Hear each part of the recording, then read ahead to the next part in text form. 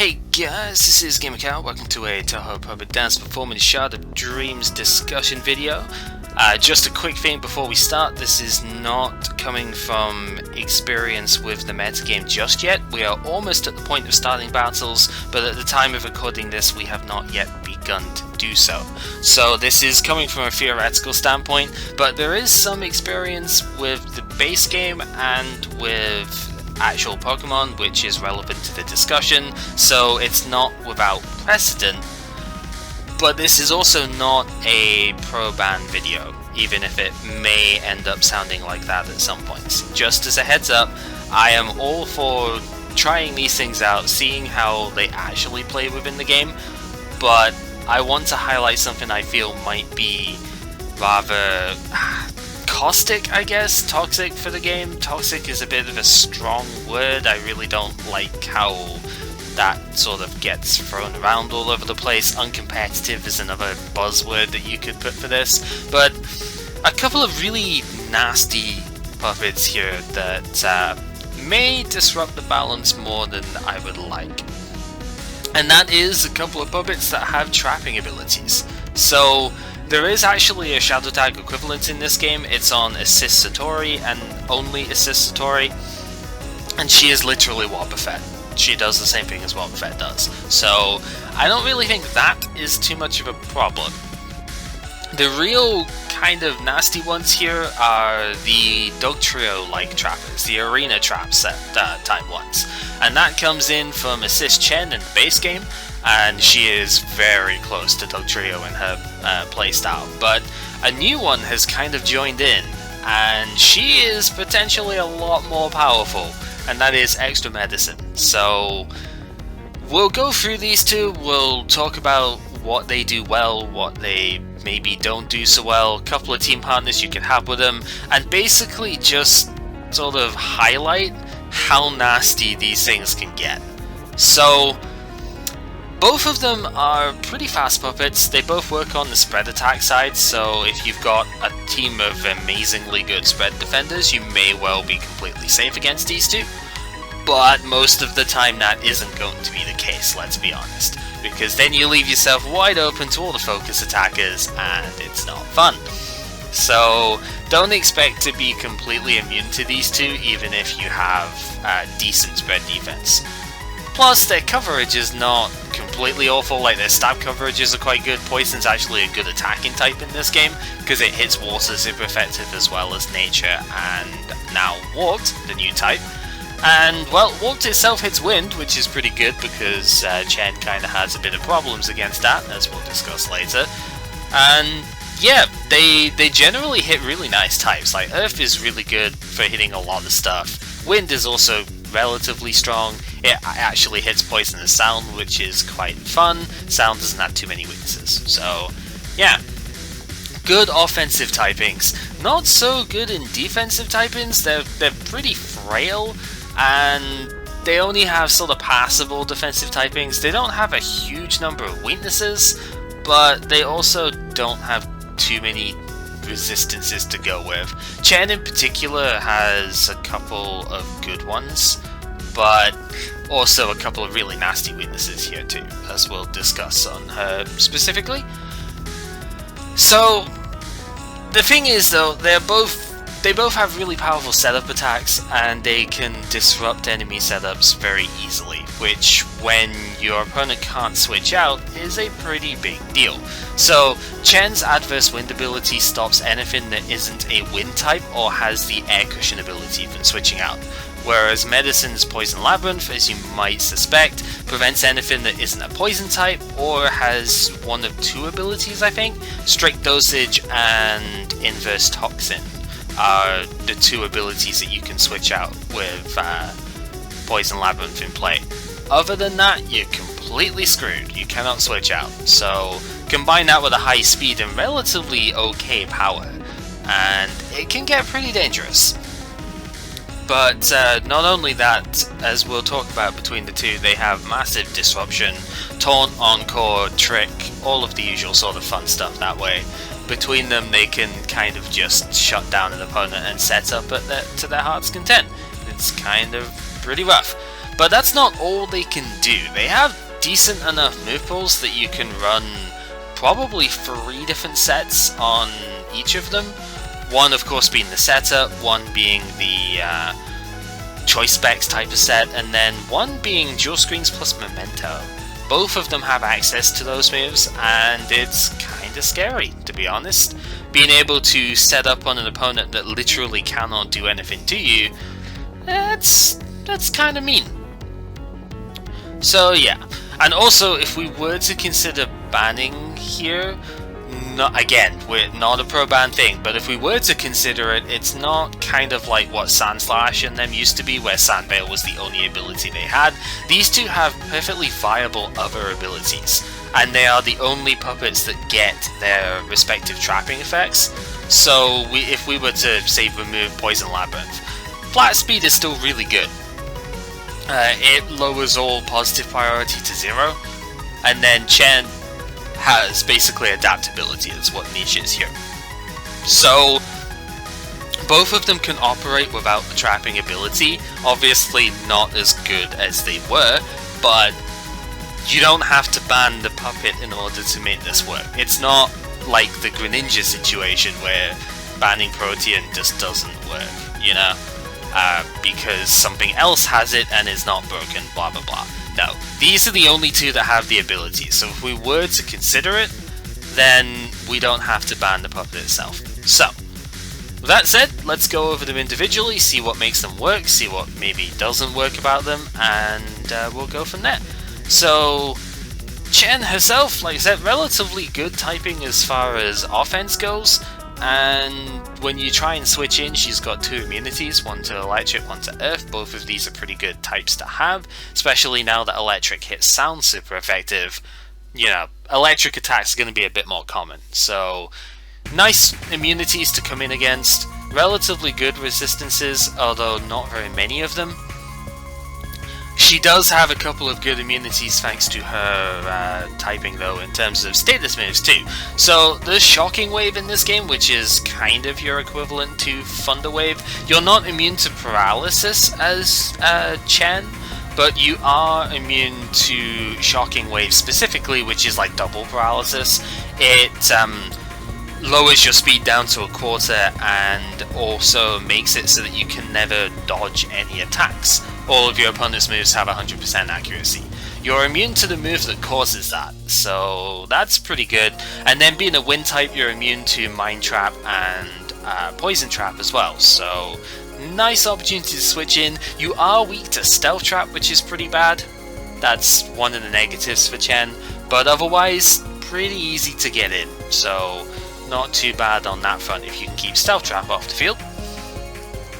She has a variety of different disruption attacks at her disposal. She learns Encourage, which is Encore. She has Upbeat, which is Taunt. You can run silly things like Flash Bullet, which is Confuse Ray if you really want. But she also has some pretty useful setup stuff too. Like, obviously you've got the dual screens, as we've mentioned before. Both of them can run dual screens plus Memento. Your setup attack is Brave Song, which is Nasty Plot. So +2 spread attack in one go. With Encore, this makes for a very easy setup against something you're immune to. So if you switch in against a slower puppet using, I don't know, something like Shooting Press, then you can Encore them into that.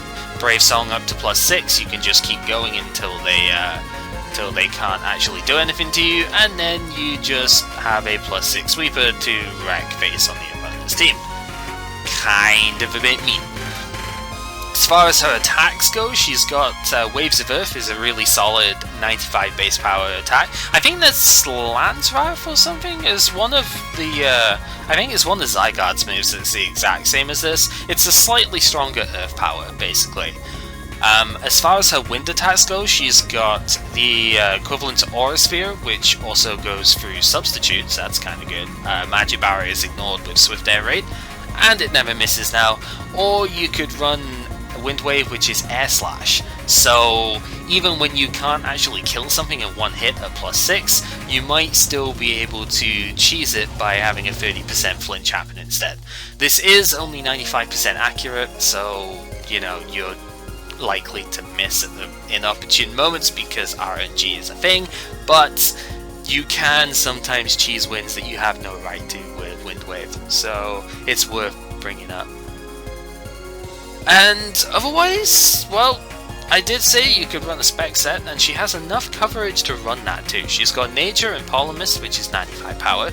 Chrome Ray is 90 base power and isn't affected by opponent stat changes, I believe. So, at least the positive ones. So this is quite nice against wind types, which can mess her up otherwise. If you want to run her in a Volt Turn team, you've got Lightning Speed. And if you just want generic 100 base power, you could run Overrun, which is a spread type return. Not going to give you good coverage, but it is going to hit everything relatively hard, except dart types, so yeah. Enough coverage is there though that you don't have to go into hidden power in order to actually complete the set, which is quite good. As for the negatives, well, we already mentioned the stealth trap weakness. That's a really big deal coming in at 75% health with such low defensive stats. Doesn't really help your case. Other stuff that she sort of suffers against a couple of different types. She kind of can't hit warp types very well if they resist earth, because warped is immune to wind. That's one of the big draws of having that type. And there are wind and warp types in the game which will be completely immune to her stab coverage. So if you're running Encore Nasty Plot 2 attacks, you are most likely going to get completely warped by something. So that's kind of bad. You need to remove those threats beforehand, and that's not always easy to do. She also kind of suffers against wind types if they don't get hit hard by wind themselves. So even though it's a weaker type in this game than it used to be, wind and steel will completely destroy Chen, because she's weak to steel, they're immune to earth, and they're resistant to wind. That's just one example of something that could really mess her up that way. And unlike the wind and warped example, where at least steel hits it neutral, or, you know, you have to run lightning speed at that point, and that switches you out. So you're not going to be sweeping if they have a wind and steel type, which is kind of bad. Luckily, most of them are not too sturdy on the spread side, so you may be able to power through them with a wind wave flinch. That's going to be your best bet though, and that's not good when they kill you in one hit, so yeah.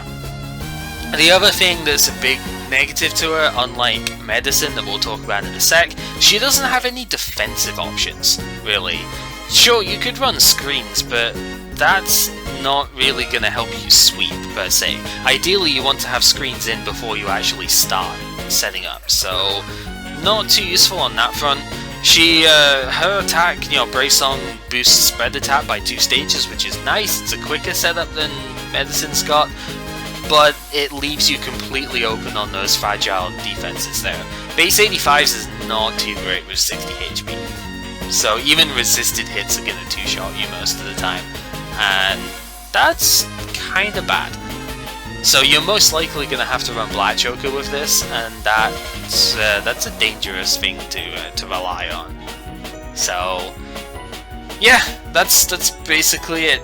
You can get revenge killed much more easily with Chen. So high risk, high reward, but can definitely completely destroy a team if it gets in on the right thing.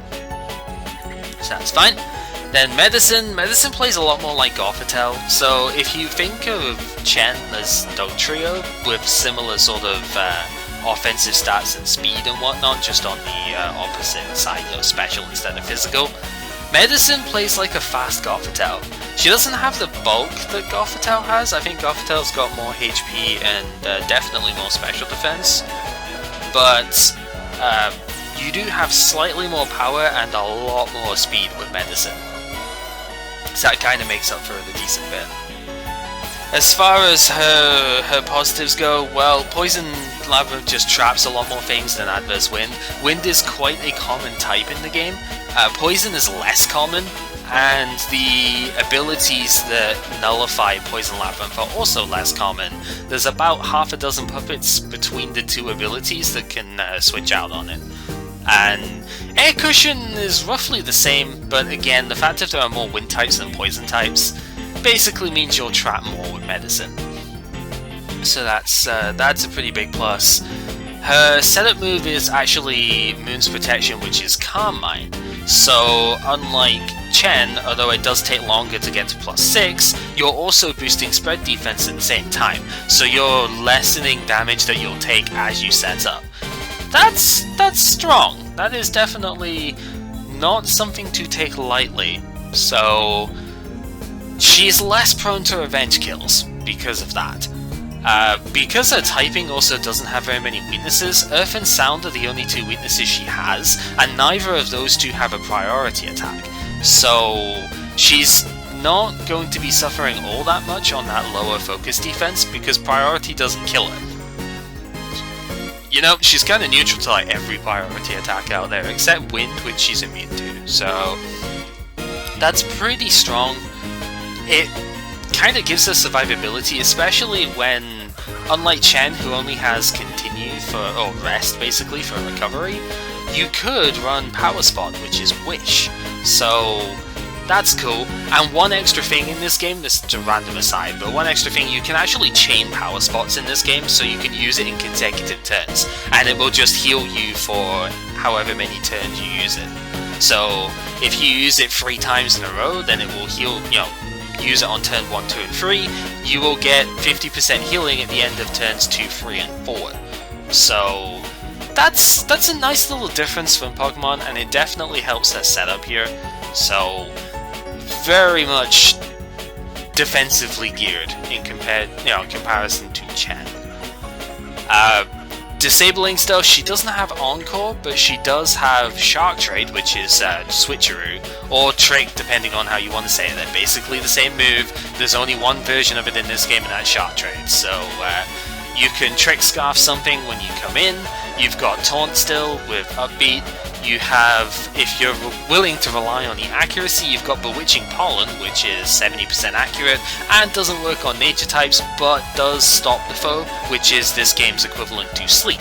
So you could use that with Substitute and Jar of Poison for Black Sludge, basically for recovery, and you can potentially set up with that, and maybe even have a Substitute after getting to +6. So that's pretty good.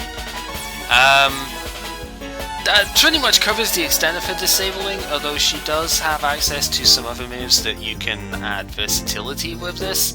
Poison Trap is a pretty big one if you want to just go without Moon's Protection. And then, you know, she's got Sweet Desperado and stuff like that, which is more powerful stab options. Sweet Desperado is an Overheat type attack for poison types, Dense Fog Bloom is a Solar Beam type attack for warp types, and she does actually have Heavy Fog to make it work as well. Heavy Fog is what makes Dense Fog Bloom actually attack every turn. It's, yeah, Solar Beam for Dark types basically, or Dark Weather. And you've got Field Break, which is a Brick Break on the spread side. This is a warped move, so that's good stab. Negative Mist is the equivalent of Clear Smog, so basically she has a whole ton of utility options as well as power on her stabs. And unlike Chen, she actually has 2 95 base power stabs in Impulse and Poison Bomb. So combine that with her 20 extra spread attack points, and she definitely hits a lot harder than Chen does for the same stat buff. Otherwise, her coverage is only sort of okay. This is one of the big sort of weaknesses to her here. Her coverage isn't as good as Chen's. She has Poltergeist as a never attack, and that's about it. If you want to hit poison types, the only option you really have is Smash Spin, because that's the strongest attack you're going to have against him. You don't really want to be playing Smash Spin against on a sweeper type though. It's just not that strong.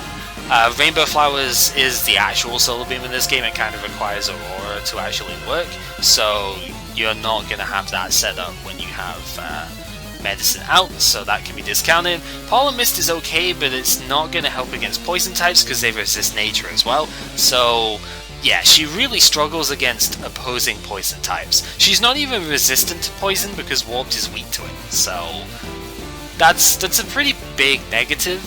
Poison types, of course, also can't be trapped by poison lab rooms, so not really a good time for Medicine, ironically, against her own type.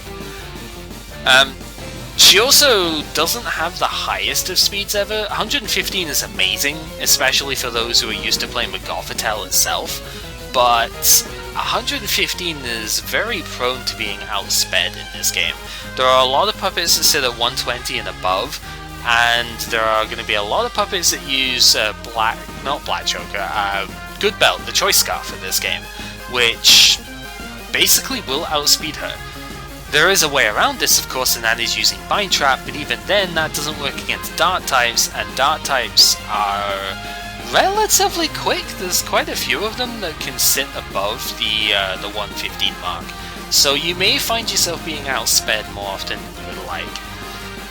Of course, because you have defensive increases from the Moon's protection, you may well find that if you just go max HP defense, that might not actually be the end of the world. But it is something to keep in mind. 115 speed is only good. It's not incredible. So that could be an issue. So having gone through some of the stuff that they can do, why they may be a problem, especially against defensive teams that obviously rely on switching in order to actually counter stuff, let's go through some of the partners that you could maybe run with these to actually make them work out. And one of my absolute favorites for any sort of heavy offense support is basically a Suicide Lead here of Assist Magan. So sure, it shares the poison typing with Medicine, but you don't really care about typing on this thing, because it's going to kill itself anyway. The idea behind this, it's got Curiosity, which is Prankster. We'll be seeing Prankster on most of the stuff we'll be supporting here. You also have access to Stealth Trap, so that gets rid of the black chokers that could force you to have to hit something twice after you hit +6, so that's always good. You do have access to a lot of other cool disruptive stuff actually, but you've got dual screens in Field Barrier, Field Protect, and you have Puppet Scourge and Memento. So combine this with a Trapper to stop your opponent from being able to switch out, and you're basically looking at something which is at a quarter of its power as you set up to +6 and just decimate 2 or 3 puppets. It's really scary when you think about it. Other stuff that you could do though, you do have Upbeat as an option, so you can taunt other things with Prankster. Is pretty good. Basically this is kind of like Klefki if Klefki had Stealth Rock and instead of spikes, and it also had access to Memento. It's a really scary idea, to be totally honest with you. If you want to set up weather, both Chen and Medicine do have weather moves, but they probably don't have the move slots for it, so you could set up weather here as well if you want, just as a random aside that you have. So definitely a very powerful heavy offense sort of Suicide Lead. Absolutely amazing for that stuff. I played it in the base game and it is really, really good, so keep an eye out for that. However, there are other ones which have joined in since the previous game, and Arceus is definitely one of them. Extra Arceus is really weird in a way because she has a rather interesting typing. Never an Illusion is definitely not the sort of typing you would expect to be seeing. The fighting immunity is quite nice. This is not the sort of one you would set up at the very beginning of the game, but is more who you would send in mid-game to set up screens again and go from there. Because her attack is Eternal Record. And if we have a look at that, Eternal Record is another self-fainting skill, but here it gives you dual screens and Safeguard, which is what Lucky Rainbow is. So that's amazingly good for setting up in the mid-game. So it's not as good as Magnum because it doesn't have access to Stealth Trap, but you do still have Taunt at your disposal. You do still have stuff like Flash Bullet if you really want to be very evil. But you have Forest Therapy if you are trying to use puppets during the game and then set up later as well. So you can do that. You could Memento if you wanted to, but I think Eternal Record is where you would want to go with this. And she has a different weather in Aurora that you could use to set your team up instead. So another dedicated suicide support character, I guess, but potentially one that could work. Just depends on how much you want to rely on Eternal Record, I suppose. And then we get to the last, we might as well show the last prankster user here before we go any further. Assist Cherno is kind of all sorts of crazy. She, of course, once again still has her beat. It seems like taunt is very common on a lot of the Curiosity users in this game. But she has some other fun stuff. She does still have Public Scratch, so you could still Memento if you wanted to, but she also has backup plan, which is Bat and Bass. What can she bat and pass, you might ask? White Mist, which is Tail Glow. So think full beat, but bulkier, better typing, and with prankster. Fun times. Fun times indeed, as my voice kind of goes all sorts of weird. The other stuff she's got Mind Trap, so you can sort of emulate a similar idea. Actually, you can basically do the same thing that Magan does, but with Mind Trap instead of Stealth Trap. So you wouldn't hit the Wind Tights of that, is the only problem, but it could still be something you might want to do because not sharing the same typing is quite nice. Also, being water type, she draws in electric attacks for Chen to switch into, so that's quite good. Otherwise, well, she's got Aqua Ring as well. Butterfly Split is that. Ingrain is also something she's got. I don't know if you would want to use that, because I don't actually know if you can ban pass that. I'm going to test that out soon. But if you can, you may want to use that so that you can switch in one of these two and never get squalled out, because that would be really kind of dumb to have that happen. So there's lots of different options that you can use with Cherno here, and that's what sort of makes her exciting as a support character here for these two. So those are the three sort of big prankster ones that I'm looking at. A couple of them are actually Curse Return users though. One of my favourites, of course, being Defensatori. If you've ever seen any of my netplay videos from the first game, you'll know that I really like this puppet because Curse Return is Magic Bounce, and she has Decrescendo, which is Parting Shot. She can set up dual screens. She actually got a little bit bulkier in this game. So she used to only have base 100 defenses, now she's got 110. Unfortunately picked up another weakness at the same time, but it's not that bad. Warped is something that you can bait into Medicine, so you can switch out onto a 4x resist on that, which is pretty good. And, well, she kind of works similar to Magan, but without Stealth Trap and without having to kill itself in order to switch out.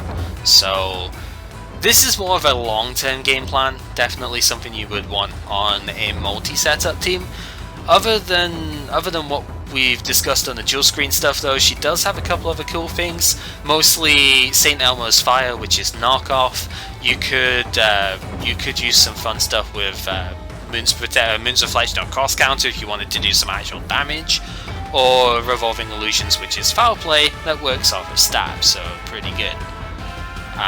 Otherwise, yeah, mostly just pure support. You could use a debuff option though. Sweet Nightmare is blind and behind you is fear, so you can halve damage from one of those types to for your opponent if you want. Do note these moves can miss though, so I don't really recommend that too much myself, because I don't think I would use it, but there are options in case you're not wanting to use a screen. Maybe you've got RQ on the team and you don't want to clash with that. Maybe you don't want to use Fluoride, I don't know. Point is, they're there if you really want to use them. But I think if you're going to use something like that, you may want to just use Sweet Nightmare, or even just Will-O-Wisp is probably a bit better, on our other character here, which is Assist Koakuma. So, Assist Koakuma is a lot faster, not as sturdy as Satori, and her typing is probably not quite as good, because she is weak to more, she's not as resistant to things as Satori is, but she's a fast Curse Returner that also has Bind Trap. And Bind Trap being Sticky Web is something that will greatly enhance, especially Medicine. So do consider that if you were to, if you want to use stuff here.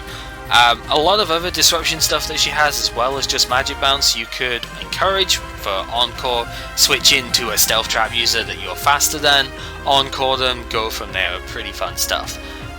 You've got Jinx as Disable, you've got Will-O-Wisp, but I don't know if I'd actually use Will-O-Wisp here instead of Sweet Nightmare, because the burn damage will probably knock the opponent out before you're fully set up.